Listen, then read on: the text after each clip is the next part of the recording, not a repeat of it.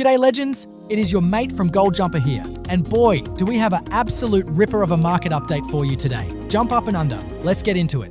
Today, we are breaking down why gold is fighting for its life at $4,500 while oil goes absolutely mental. We are checking the latest technicals from the 1 hour to the daily charts and seeing if that nasty death cross is still haunting us. Plus, we look at the Aussie dollar sliding like a greased pig and why the Magnificent 7 tech stocks are getting a proper haircut. Just a quick disclaimer for the traders. This is for entertainment and education only, not financial advice, so manage your risk. The big question for today is this $4,500 level a solid floor or just a temporary ledge before a drop? Do you reckon we are heading back to $5,000 soon, or are the bears about to take over the whole paddock? Drop your predictions in the comments right now, and let's see who has the best crystal ball in our legendary community. If you love hunting for precious metal gains, smash that like button and subscribe to join the crew of legends. The gold market is currently a total battlefield, trading between $4,510 and $4,547. We have seen a massive 20% correction from the January highs, which has some legends feeling a bit shaky in the boots. Between March 29th and March 31st, the price has been bouncing around $4,500 like a kangaroo on a trampoline. The big story is the decoupling of gold from geopolitical risk, as it should be soaring with the Middle East conflict heating up. Instead, we are seeing paper traders flushing their positions because they need fast cash to cover losses in other crashing markets. Don't sweat the dip, just more room in the pouch, because the physical demand for the shiny stuff is still holding strong. The conflict in the Middle East has entered its 5th week, and it is getting properly heavy out there in the Strait of Hormuz. President Trump has extended his deadline for a deal with Iran until April 6th, but the tension is thick enough to cut with a knife. He is threatening to obliterate energy infrastructure if a deal isn't reached, which has the whole world's economy on edge. Iran has rejected the latest 15-point peace plan, and they are demanding total authority over the Strait of Hormuz instead. Now, let's talk about the black gold, because West Texas Intermediate, or WTI crude oil, has surged over $100. On March 30th, WTI was trading at $101.80 per barrel, a massive jump for the month.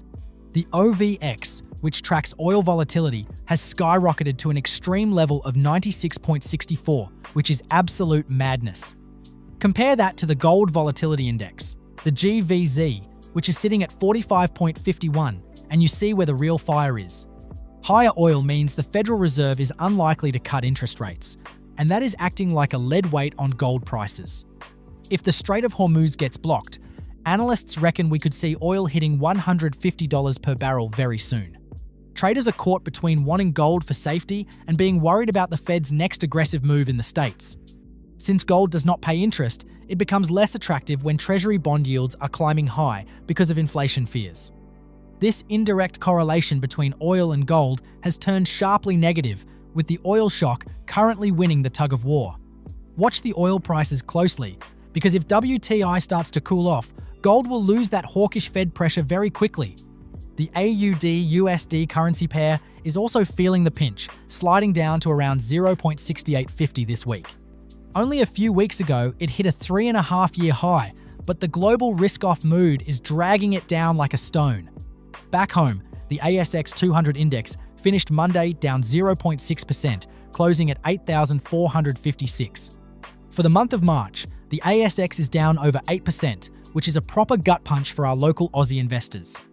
Sticky inflation here in Australia means the Reserve Bank might have to follow the Fed and keep rates high for longer.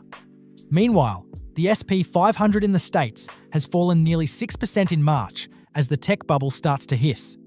It is a tough neighborhood for equities across the board, with logistics and manufacturing companies leading the declines on the home front. Traders are watching the upcoming labor data on Friday to see if the US economy is finally starting to feel the heat. For us legends down under, a weak Aussie dollar usually helps our gold mining stocks, but even they are feeling the pinch. It is a complex web of correlations, where everyone is just looking for a safe place to park their cash for a while.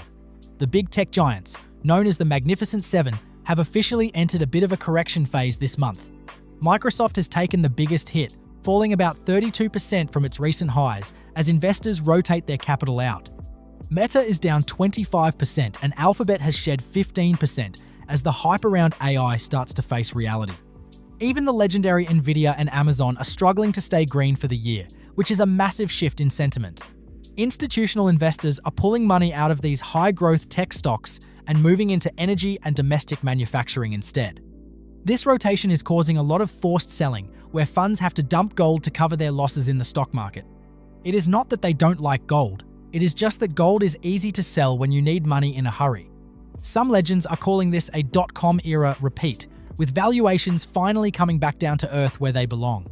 If these tech heavyweights keep sliding, expect more volatility across the whole financial system as big funds rebalance their books. Don't let the red screens scare you off, because this is just the market clearing out the weak hands and the over-leveraged.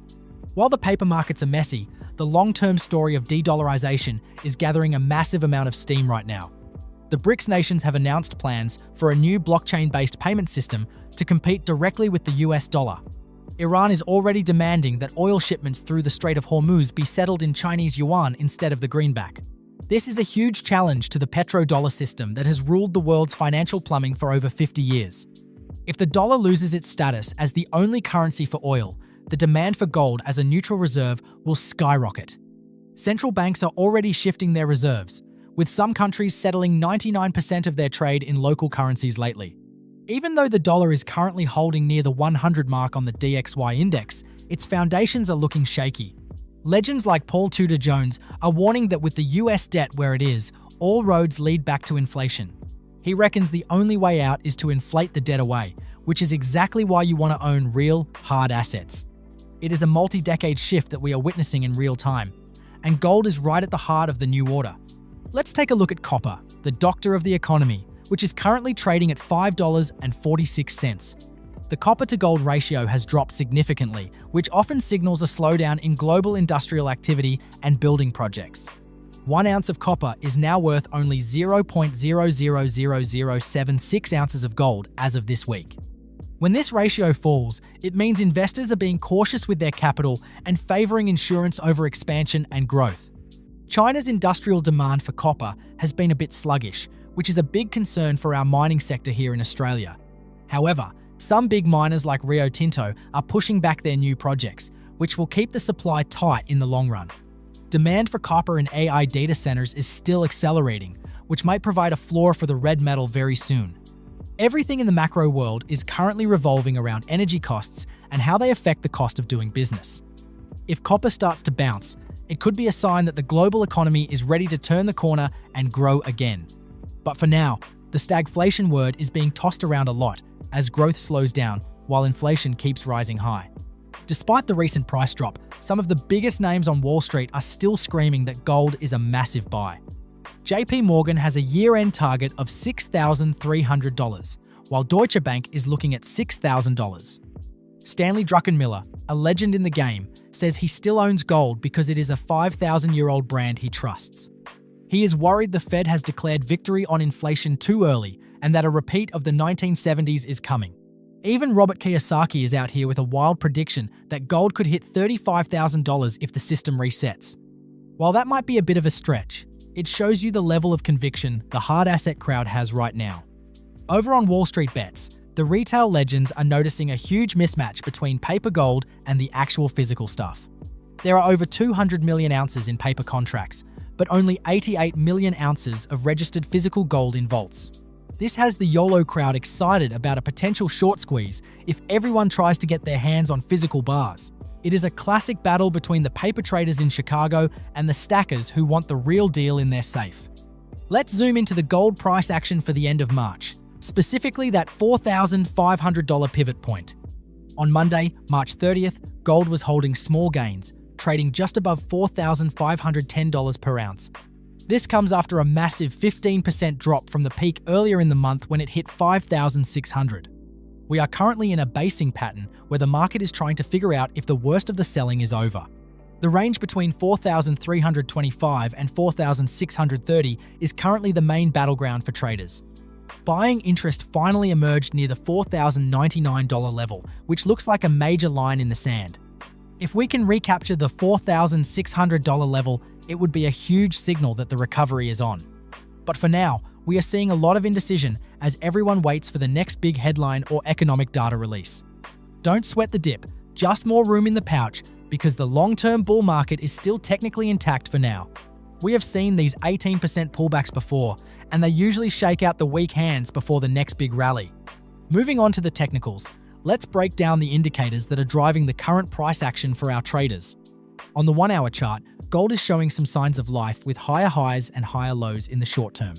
We recently saw a hammer reversal pattern form near the lower Bollinger Band, which sparked this little relief rally. The Relative Strength Index, or RSI, on the 1-hour chart has bounced back from extreme oversold levels near 30. This suggests that the immediate panic selling has exhausted itself and we might be due for a mean reversion bounce. Resistance on the 1-hour timeframe is sitting right around $4,550 as we speak. On the 4-hour chart, we had a confirmed death cross on March 25th that is still weighing on the price. The 4-hour RSI is sitting at 32.8, which means we are still in a very weak momentum zone. The 50-period moving average on the 4-hour chart is acting as a heavy ceiling near 4,600. For the intraday legends, the 4,478 level is the support we need to hold on to tight. On the daily chart, gold has decisively breached its 50-day moving average, which is now acting as major resistance. Our immediate floor is the 200-day exponential moving average, which is currently holding near 4,200. The daily RSI is between 36 and 39, showing that the panic selling has paused, but bulls aren't in control. Bollinger Bands on the daily timeframe are widening out, which means we should expect more massive volatility ahead. The MACD histogram is still expanding below zero, confirming that the bearish momentum hasn't quite exhausted itself yet. Basically, we are in a coiled state where the market is deciding whether to spring higher or fall further. Once we get past 4,600, the path toward 4,738 opens up for our traders. Smart money is likely using this correction to build positions, while retail traders are getting shaken out by the headlines. If we lose the 200-day EMA level, the technical damage would be severe and we could see 4,000 soon. For now, keep an eye on the volume profile because we need to see real conviction to break out of this range. The upcoming US labor market data on Friday will be the next huge catalyst to watch for a gold price direction. A strong jobs report will give the Fed more reason to stay hawkish, which might push gold down further this week. But if the data comes in weak, we could see a massive short covering rally back toward the 4,800 level. Watch those support levels like a hawk and don't let the short-term noise rattle your long-term strategy, legends. To summarize the main points, gold is consolidating near $4,500 while oil hits triple digits. The death cross and the daily double top are the main technical headwinds we are currently fighting in the charts. Geopolitics in Iran and the energy shock are keeping inflation fears high, making the Fed stay tough on interest rates. Every stock in the Magnificent Seven is in correction, forcing institutional funds to dump gold to cover their big losses. But major banks still have their eyes on $6,000 gold by the end of 2026, so stay focused. De-dollarization and massive central bank buying remain the massive structural tailwinds for the precious metals complex in the long run.